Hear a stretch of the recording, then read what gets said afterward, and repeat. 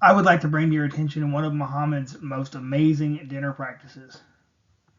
If we look in Sahih Bukhari 5456, we read, narrated Ibn Abbas, the Prophet said, when you eat, do not wipe your hands till you have licked it or had someone else lick it. So what he's saying here is, do not when you're doing with dinner, don't wipe your hands until you have licked your fingers or you've had somebody else lick it for you. Now this is obviously disgusting, but this would ultimately it could promote disease and unsanitary conditions. But if you want to say that you don't want to follow this, then according to Islam, you're not a true Muslim because in chapter 4, verse 65 of the Quran says that you must submit to all of Muhammad's judgments. But also in chapter 33, verse 21 of the Quran, it says that Muhammad is the perfect pattern of conduct. So if you want to follow this disgusting habit of the prophet, go for it. But you're going to be responsible for potentially spreading disease to the Islamic community.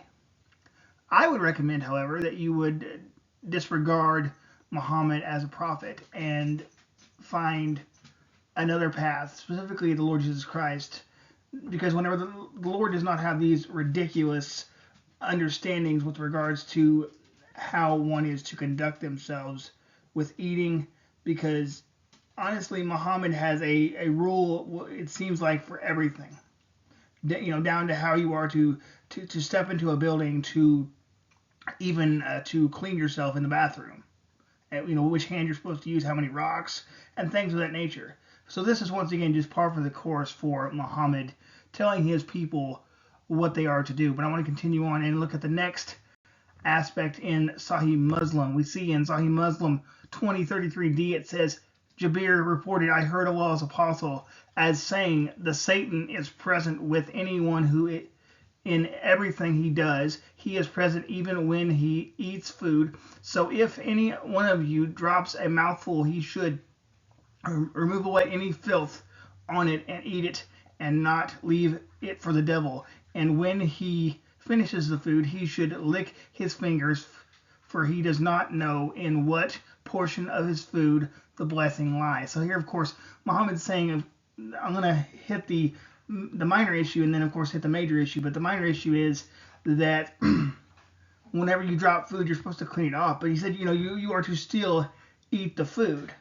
So you're not allowed to throw the food away. No, that would be too sanitary to do. No, you are to clean it off and then eat it. That is just, honestly, it's disgusting, and once again, it promotes possible sickness. But I want to bring your attention to the more shocking aspect of this when it says the Satan is present with any one of you in everything he does. He is present he is present even when he eats food. So he said that Satan is present whenever anybody eats food, wherever they are. So what does this mean? If Satan is present everywhere at all times, then once again, Islamic theology has shown that they have made Satan omnipresent. So my question to the Muslim community is, why in the world does your theology attribute omnipresence, a attribute of God, to Satan? I would love you to please answer that question for me. I want to thank you for watching, and I will see you next time.